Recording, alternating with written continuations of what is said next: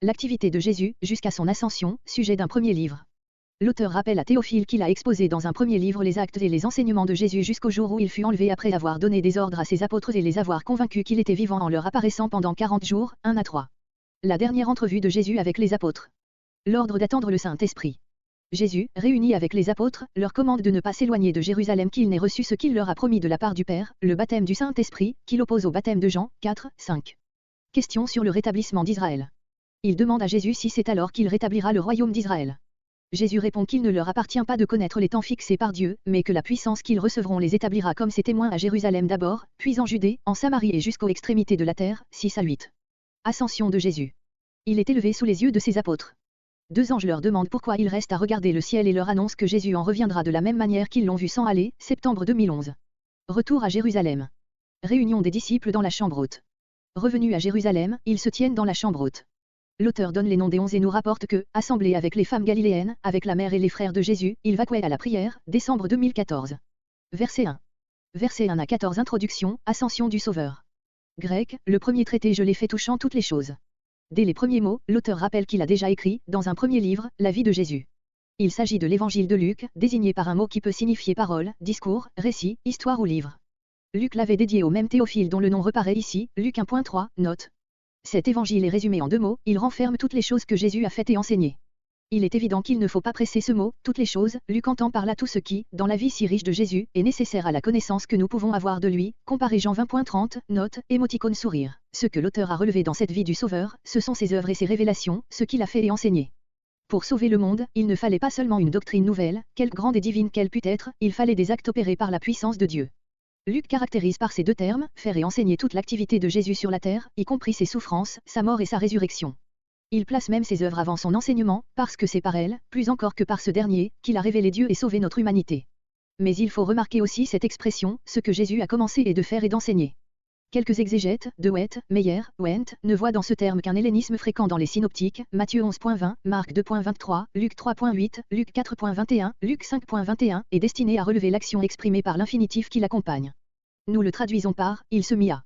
De même dans notre passage, disent-ils, il ne faut pas mettre l'accent sur ce verbe. D'autres, Olsosan, Baumgarten, Leclerc, Lannes, Bard, estiment que la pensée de Luc est celle-ci, Jésus, durant sa vie sur la terre, n'a fait que commencer l'œuvre immense du salut du monde, il en a posé le fondement et il la poursuit du haut de sa gloire par son esprit et par le moyen de ses disciples, jusqu'à ce qu'elle arrive à sa perfection, Hébreux 2.3. Or cette action du Sauveur glorifié, qui est la continuation de l'œuvre du Christ historique, c'est précisément le sujet du livre des Actes, ainsi intimement rattaché par Luc à son évangile. Et ceux qui soutiennent cette interprétation la trouvent confirmée par cette circonstance que l'auteur donne, pour introduction à son second livre, Les derniers faits de la vie de Jésus après sa résurrection, verset février 2011, indiquant par là que les actes ne sont que la suite de l'évangile. On peut objecter cependant à ce sens donné au verbe, il commença, le complément, toutes ces choses. Jésus n'a fait que commencer l'ensemble de son œuvre, mais non toutes les choses racontées dans l'évangile, ce qui voudrait dire que chacune d'elles attend son achèvement. Ceux qui trouveront cette objection décisive pourront prendre l'expression de Luc comme une sorte de prolepse. Il voulait dire, j'ai raconté toutes les choses que Jésus a faites et enseignées depuis qu'il a commencé son ministère jusqu'au jour où il fut enlevé. L'emploi analogue de ce verbe au verset 22, grec, ayant commencé depuis le baptême de Jean, est en faveur de cette interprétation, blas. Verset 2. C'est jusqu'à ce jour, jour où il fut enlevé, grec pris en haut, verset 9, note, quel est le récit de l'évangile de Luc, Luc 24.50-52. Mais l'auteur veut rappeler ici avec plus de détails ce qui avait précédé ce jour suprême. Ainsi d'abord Jésus ressuscité avait donné des ordres, Luc 24.49, Matthieu 28.19-20, aux apôtres, il le fit par l'Esprit Saint, dont lui-même était rempli, car ces ordres étaient de la plus haute importance, c'était la charte de son royaume sur la terre. Luc rappelle encore que ces apôtres, Jésus les avait choisis, Luc 6.13-16, c'étaient les seuls qu'il eût appelés à l'apostolat et en leur donnant ces ordres, il confirmait une dernière fois leur autorité apostolique. Quelques exégètes, Olsosan, De Wet, Wendt, rapportent ces mots, par l'Esprit Saint, à ceux-ci, qu'il avait choisis, en sorte que l'Esprit de Dieu aurait présidé à ce choix. Il est plus naturel de rattacher cette action de l'Esprit aux ordres donnés par le Sauveur, Meyer, Royce, Holtzmann. Verset 3. Dans versets 1 et 2, Luc a rappelé ce qu'il a raconté dans son premier livre, la tournure de la phrase grecque montre qu'il se proposait d'introduire ensuite son second livre, mais la mention faite, verset 2, des derniers rapports de Jésus avec les apôtres s'empare de son esprit et il interrompt le développement de sa pensée pour épuiser ce qu'il a à dire de ses rapports, versets 3 et suivants. Que de choses il concentre ici en peu de mots. Jésus, après avoir souffert la mort et être ressuscité, se présenta lui-même, vivant, à tous ses disciples et à diverses reprises. Afin qu'il ne leur restât aucun doute de sa résurrection, il leur en donna beaucoup de preuves. Tel est bien le sens du terme grec qui ne se trouve qu'ici dans le Nouveau Testament, mais auquel les auteurs classiques donnent cette signification. Ces preuves sont abondamment rapportées dans les évangiles, Luc 24.30, Luc 24.36-43, Matthieu 28.16 et suivants, Jean 20 et Jean 21. Comparez 1 Jean 1.13, 1 Corinthiens 15.5-8. Jésus leur donna ces preuves en se faisant voir à eux pendant 40 jours, depuis sa résurrection jusqu'à son ascension. C'est par cette donnée importante que Luc complète ou rectifie ce qu'il n'avait fait qu'indiquer dans son évangile.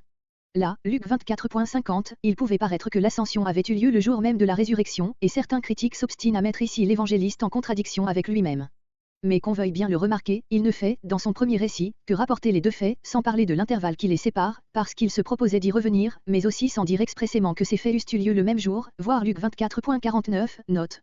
Le Sauveur employa ses dernières entrevues avec ses disciples à les instruire des grandes vérités du royaume de Dieu, voir sur ce terme Matthieu 3.2, deuxième note, et le verset 6 va montrer combien ils en avaient encore besoin. Verset 4. Plusieurs pères de l'Église, la Vulgate et plusieurs exégètes modernes, Meyer, Wendt, Holtzmann, Blas, attribuant à ce mot une étymologie différente, le traduisent ainsi, comme il mangeait avec eux. Ce serait donc un repas d'adieu que Jésus aurait eu avec ses disciples, comparé Luc 24.41-43. Ici se présente une question sur laquelle les interprètes diffèrent. Luc mentionne-t-il deux réunions distinctes, la première versets 4 et 5, la seconde verset 6 et suivant, Meyer. Ou bien continue-t-il au verset 4 et 5 la description générale des rapports de Jésus ressuscité avec les disciples, Wendt. Ou enfin commence-t-il au verset 4 le récit de la dernière réunion, récit qu'il poursuit verset 6 et suivant, Holtzmann. Le contexte nous paraît décidé pour cette dernière explication. Nous avons ici la relation d'une seule rencontre, celle que Jésus eut avec ses disciples le jour même de son ascension, verset 9, et qui eut lieu sur le mont des Oliviers, verset 12. Comparez Luc 24.49. Jésus savait combien peu les disciples étaient préparés encore à entreprendre leur œuvre, il veut donc qu'il attende à Jérusalem l'accomplissement de la promesse du Saint-Esprit. Sans doute, comme le remarque Leclerc, c'était un dur renoncement pour eux de rester dans cette ville ennemie où, quelques semaines auparavant, leur maître avait souffert la mort et où eux-mêmes couraient des dangers. Sans doute aussi, Dieu aurait pu leur envoyer le Saint-Esprit partout ailleurs qu'à Jérusalem, mais tel était le plan de sa miséricorde éternelle que ses plus grandes grâces fussent encore répandues sur la ville coupable, que l'Évangile y fut annoncé en premier lieu et que, de là, il se répandit dans le monde, comparé Ésaïe 2.2-3. Jésus appelle promesse du Père celle qu'il avait si souvent entendue de lui. Pour expliquer cette désignation, les interprètes se réfèrent aux nombreuses promesses concernant le Saint-Esprit qui se trouvent déjà dans les prophètes. 2.17, Baumgarten montre même dans l'effusion de l'Esprit l'accomplissement de l'ancienne alliance tout entière. Cela est vrai, mais il suffit de remarquer que le Sauveur, en annonçant aux disciples l'envoi de l'Esprit, attribue toujours à la souveraine puissance du Père ce grand miracle qui devait régénérer le monde. Luc 24.48, Jean 14.16-26, Jean 15.26, comparé Acte 2.33. Verset 5. Grec, baptisé, c'est-à-dire plongé, dans l'Esprit Saint, expression qui indique la plénitude de l'action de l'Esprit, destinée à pénétrer l'homme tout entier. Nous retrouvons dans ce verset le contraste frappant, souvent exprimé dans l'Écriture entre le baptême d'eau et le baptême du Saint-Esprit, qui sont l'un le symbole, l'autre la réalité et qui, ensemble, constituent le vrai baptême. Matthieu 3.11, Luc 3.16, Jean 1.33, Jean 3.5. Grec, non après beaucoup de ces jours-ci, ajoute le Sauveur, c'est-à-dire d'ici peu de jours, 10 jours après qu'il aura été glorifié, comparé Jean 7.39, note. Verset 6. La particule donc reprend le récit au verset 4 et indique qu'il s'agit bien de la même réunion. Les disciples rattachent avec raison à la promesse du Saint-Esprit le rétablissement, acte 3.21, note, Marc 9.12-13, note, de ce royaume dont Jésus leur parlait si souvent, verset 3, et ils attendent sa restauration de Jésus lui-même, que tu rétabliras, mais en le limitant à Israël, grec le royaume pour Israël, il montre à la fois leur patriotisme et leur peu d'intelligence de la spiritualité et de l'universalité de ce royaume. Ils sont encore imbus de ce particularisme juif auquel ils ne renonceront que par degrés et au moyen de révélations positives, acte 10.9 et suivant. Et cette première erreur les induit à croire au rétablissement terrestre et matériel de ce royaume à une époque prochaine, au sujet de laquelle ils interrogent leur maître. Verset 7. Dans sa réponse, Jésus ne blâme pas la question des disciples, mais pourtant il refuse expressément de leur révéler les temps ou les moments, c'est-à-dire les époques générales et les dates précises, ou les moments favorables, du rétablissement du royaume de Dieu, 1 Thessaloniciens 5.1. Ce n'est pas à vous de les connaître, ces temps dépendent exclusivement de l'autorité du Père. Ailleurs, Jésus va jusqu'à déclarer que le Fils lui-même, dans son état d'humiliation, les ignorait, Marc 13.32. Par ces paroles le Sauveur rectifie aussi indirectement ce qu'il y avait d'erroné dans la question des disciples, car il leur donne à entendre que le rétablissement du royaume est encore dans un lointain avenir, les temps, les moments, et ne sera pas seulement pour Israël, mais pour tout le peuple de Dieu, juifs et païens sauvés. Toutefois ce rétablissement reste certain, sans quoi il n'aurait pas ces temps et ces moments que le Père a fixés. Chose singulière. Ces paroles positives, ce n'est pas à vous de connaître les temps ou les moments, le savant et pieux Bengel pensait qu'elles ne concernaient que les apôtres à l'époque où elles leur furent adressées, attendu que les révélations divines ont leurs degrés et que Dieu a fait connaître par l'Apocalypse ce que Jésus refusait alors. À quoi son compatriote, Leclerc, répond que Bengel lui-même a totalement échoué quand il a voulu, d'après ce livre, déterminer les temps et les moments. Et il en conclut avec beaucoup de raison que les mots, ce n'est pas à vous de connaître, subsistent pour nous. Mais hélas. Aujourd'hui encore, les disciples veulent être plus sages que le Maître. Verset 8. Grec, mais vous recevrez une puissance, le Saint-Esprit étant venu sur vous. Par ces paroles Jésus oppose, mais, la promesse, qui va s'accomplir, aux vaines spéculations des disciples sur les temps et les moments. Ils seront préparés à leur tâche par l'Esprit de Dieu, qui sera en eux une puissance, intellectuelle et morale, telle qu'ils n'en ont encore aucune idée et leur œuvre consistera à être les témoins de Jésus-Christ, témoins de sa vie sainte, de ses œuvres, de sa vérité et tout particulièrement de sa résurrection, Luc 24.48. Où rendront-ils ce témoignage? Tout d'abord à Jérusalem et dans toute la Judée, voir verset 4, note, puis dans la Samarie et enfin jusqu'aux extrémités de la terre. Ces mots, jusqu'aux extrémités de la terre paraissent au premier abord une exagération, mais ils sont littéralement vrais, car, si l'action personnelle des apôtres fut limitée à un petit nombre de pays, c'est bien leur témoignage écrit qui, aujourd'hui même, atteint les extrémités de la terre par l'œuvre des missions. Les prophètes avaient annoncé cette extension du règne du Christ, Ésaïe 49.6, comparé Actes 13.47, Romains 10.18. Verset 9. Il est digne de remarque que Luc emploie deux verbes différents pour exprimer l'acte de l'ascension et les deux au passif, ici, il fut élevé, au verset 2 et 11, il fut pris en haut. D'où l'on peut conclure que ce fut l'action, non du Sauveur lui-même, mais de la puissance de Dieu. Il ne faut pas oublier du reste que Jésus, déjà glorifié, n'était plus assujetti aux lois de la pesanteur, comparé Jean 20.19, note. La nuée, probablement lumineuse, Matthieu 17.5, qui déroba le Sauveur au regard des disciples, était la manifestation de la présence de Dieu, qui prenait à lui le Fils dans la gloire du ciel. Meyer. Verset 10.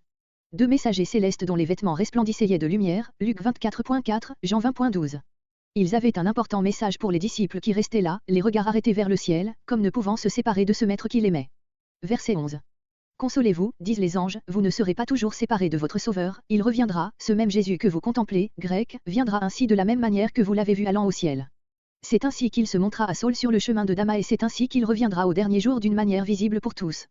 La seconde venue du Sauveur, si souvent annoncée par lui-même et par ses apôtres, Matthieu 24.30, Matthieu 25.31, Luc 21.27, 1 Thessaloniciens 4.16, 2 Thessaloniciens 1.7, Hébreux 9.28, Apocalypse 1.7, suppose le fait de son ascension, ici raconté en détail, voir Luc 24.53, note. Cette ascension, accomplie sous les yeux des disciples, leur donna la certitude que Jésus, toujours vivant, accomplirait toutes les promesses qu'il leur avait faites. Ils reçurent par là aussi l'assurance de toutes les réalités du monde invisible. Là où est Jésus, là est le ciel. Verset 12. C'est donc sur la montagne des Oliviers, si connue par les évangiles, Matthieu 21.1, etc., qu'eut lieu l'ascension, cette même montagne au pied de laquelle se trouvait Gethsémanée, la scène des douleurs et des humiliations les plus profondes de Jésus fut aussi le témoin de sa gloire. Ce rapprochement dut se présenter à l'esprit des disciples et les encourager, dans l'attente de leur propre souffrance. Le chemin d'un sabbat était de 2000 coudées, environ 1 kilomètre. D'après les traditions des rabbins juifs, il n'était pas permis à un Israélite de dépasser cette distance le jour du sabbat. Quant à la distance de Jérusalem à Béthanie, où, d'après Luc 24.50, voir la note, eut lieu l'ascension, elle est environ 3 fois plus forte, Jean 11.18-19, note. Verset 13. La chambre haute était la partie supérieure d'une maison où l'on avait coutume de se retirer pour des communications intimes ou pour prier, acte 9.37, acte 20.8. Dans celle qui est ici mentionnée comme la chambre haute, bien connue, les disciples, grecs, étaient demeurants, c'est-à-dire s'assemblaient d'ordinaire. Ce terme de « chambre haute » montre qu'il s'agit d'une maison privée et non de quelque appartement attenant au temple, comme on l'a quelquefois supposé, d'après Luc 24.52-53. Quant à la liste des apôtres, qui se trouve ici pour la 4e fois, Matthieu 10.2-4, Marc 3.17-19, Luc 6.14-16, elle est conforme à celle de Luc 6.14-16, seulement Jean et Jacques séparent Pierre d'André et Jean se trouve placé avant Jacques, de manière à être à côté de Pierre. Les récits de Acte 3.1, suivant, Acte 8.14, suivant ont motivé ce changement. Voir Matthieu 10.4, Luc 6.16, note. Verset 14. Les disciples, privés de la présence visible de Jésus, éprouvaient le besoin de rester d'autant plus étroitement unis, d'un commun accord, comparé Acte 2.1, et de persévérer dans la prière, le texte reçu ajoute, et dans la sa application, mots qui ne sont pas authentiques. Sans doute ils demandaient à Dieu l'accomplissement de la promesse, verset 4. Avec les apôtres se trouvaient aussi les femmes, que nous connaissons par les évangiles, Matthieu 27.61, Marc 15.40, Luc 24.10, entre lesquelles Luc nomme spécialement Marie, mère de Jésus. C'est la dernière mention qui soit faite d'elle dans le Nouveau Testament, dès ce moment elle rentre dans une obscurité complète et ce n'est pas sans dessein qu'il en est ainsi. Pour la première fois nous trouvons les frères de Jésus au nombre des disciples. Il paraît que leur incrédulité, Marc 3.21, Marc 3.31-35, Jean 7.5, avait été vaincue par la résurrection, 1 Corinthiens 15.7. Meyer fait observer que ces frères sont distingués des apôtres, verset 13, d'où il conclut qu'aucun d'eux n'était du nombre de ces derniers, voir les introductions aux épîtres de Jacques et de Jude. Verset 15. Le discours de Pierre. Pierre prend la parole dans une assemblée de 120 personnes environ, 15. La chute de Judas. Pierre rappelant la triste fin de Judas montre en elle l'accomplissement de l'Écriture, dont il cite divers passages, 16 à 20. Proposition de le remplacer. De la dernière des paroles citées, il conclut qu'il est nécessaire de remplacer Judas en choisissant un homme, parmi ceux qui ont suivi Jésus de son baptême à son ascension, pour être, avec les apôtres, témoins de la résurrection de Jésus, 21-22. Le choix de Matthias. L'assemblée présente 2 candidats. elle demande au Seigneur de désigner celui qu'il a choisi. Le sort, consulté, tombe sur Matthias, qui est adjoint au 11, 23 à 26. Versets 15 à 26. Choix d'un apôtre en remplacement de Judas. En ces jours-là, c'est-à-dire dans les jours qui s'écoulèrent entre l'Ascension et la Pentecôte. Pierre occupe ici, dès l'abord, parmi les frères, Codex Sinaiticus, B, A, C, c'est-à-dire parmi les disciples, comme porte le texte reçu, la première place que le Seigneur lui avait assignée. Il propose à la communauté de remplacer Judas par un 12e apôtre. Il se garde bien de le nommer lui-même, comme l'aurait fait son prétendu successeur de Rome, ni les apôtres réunis, ni la petite église qui les entourait ne voulurent prendre la responsabilité du choix à faire, versets entre 24 et 26, note. Luc remarque que le nombre des disciples alors réunis était de 120 personnes, grec, 120 noms. C'étaient là probablement tous les disciples qui se trouvaient à Jérusalem, mais il y en avait beaucoup d'autres en Galilée, puisque 500 d'entre eux s'assemblèrent autour de Jésus ressuscité, 1 Corinthiens 15.6. Verset 16. Le crime et la fin horrible de Judas, verset 18, avaient fait sur tous les disciples une impression qui aurait pu ébranler leur foi. Pierre a donc à cœur de montrer à ses frères que la destinée de cet homme était l'objet de la souveraine prescience de Dieu et qu'elle avait été prédite dans l'Écriture. Le Seigneur lui-même avait plus d'une fois exprimé cette redoutable pensée, Jean 13.18, Jean 17.12, note, dans laquelle il ne faut point voir l'affirmation d'une fatalité inévitable, car jamais l'homme n'est privé de sa liberté, ni partant de sa responsabilité. Pierre attribue à l'Esprit Saint les paroles de l'Écriture qu'il va citer, verset 20, et voilà pourquoi, à ses yeux, il fallait qu'elles fussent accomplies. Les paroles que Pierre a en vue sont celles qu'il citera au verset 20 et non, comme on l'a supposé, le passage bien connu en Psaume 41.10, comparé Jean 13.18. Verset 18. Avant de citer les passages de l'Écriture auxquels il a fait allusion, Pierre tient à rappeler à tous qui était Judas et quelle sainte et belle vocation il avait abandonnée pour s'en aller à une fin si affreuse.